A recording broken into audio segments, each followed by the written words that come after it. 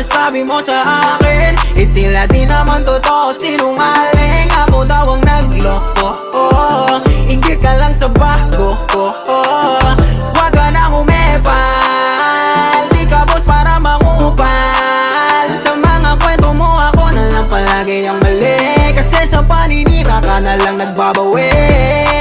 Di ka ba masaya dyan sa bago mo? Kaya sa kwento mo masama ako.